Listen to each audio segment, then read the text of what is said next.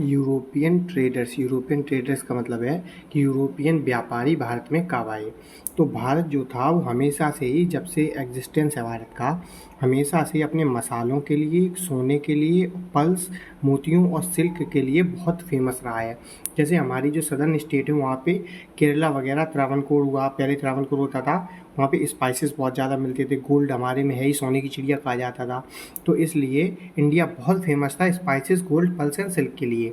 और यूरोपियंस भारत में आके ये व्यापार करना चाहते थे।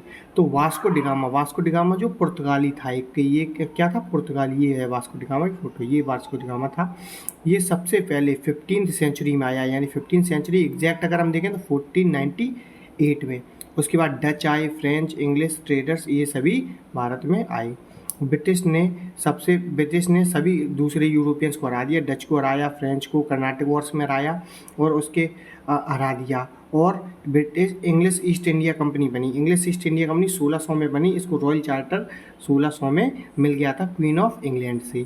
ठीक है, तो ये ब्रिटिश इस तरह से, ये अगर हम मोटे मोटे तौर पे देखें तो यूरोपियंस भारत में आए। और एक इंटरेस्टिंग फैक्ट अगर इसके बारे में हम देखें तो वास्को डिगामा 1498 में आया था। ये किस देश का था? ये था पुर्तगाल का। और ये कहाँ पे आया था? कालीकट में। ये इंपॉर्टेंट है, याद रखना है, कालीकट में आया था। और अगर मैं इसका एक सेकंड, अगर मैं इसका कलर चेंज कर लूँ तो ये ठीक है। अब देखिए, तो वास्को डिगामा 1498 में कालीकट में आया था। ठीक है, और ये मोस्ट इम्पोर्टेंट पॉइंट, और ये एक याद रखना है कि पुर्तगाली सबसे पहले भारत में आए, यानी कि 1498 में पुर्तगालियों से पहले कोई नहीं आया था, कोई भी यूरोपियन नहीं आया था। और ये गए सबसे बाद में कैसे गए? अगर कोई गए 1947 में तो अंग्रेज चले गए। लेकिन 1961 में अगर आपको याद हो तो गोवा का लिबरेशन हुआ था। गोवा कौन सी? गोवा एक पोर्चुगीज कॉलोनी था। गोवा इंग्लिश कॉलोनी नहीं था, गोवा था पोर्चुगीज कॉलोनी।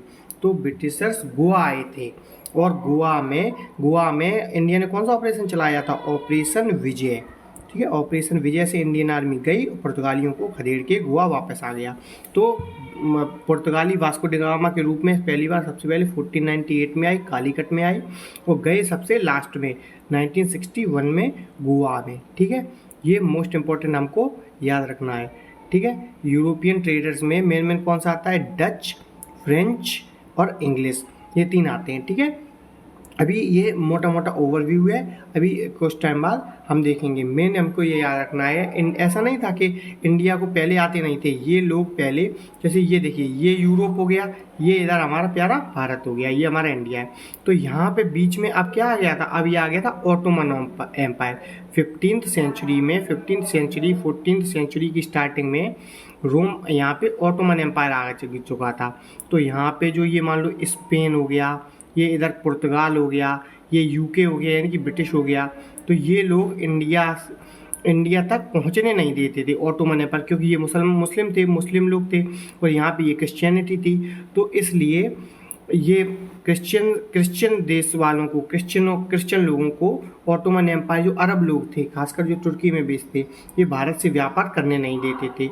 और ये इंडिया का जो व्यापार था ये बहुत ज़्यादा प्रॉफिटेबल था, क्योंकि ऐसे ही आप समझ लीजिए, वास्को डिगामा जब भारत से वापस अपनी शिप में जितनी शिप लेके आया था उतना ही लेके गया, तो उसको लगभग 100 गुना प्रॉफिट हुआ। मतलब अगर उसकी खर्च में 100 रुपये खर्च हुए थे तो उसने इसके 10,000 रुपये बना लिए। सोचिए कितना ज़्यादा प्रॉफिट हुआ होगा।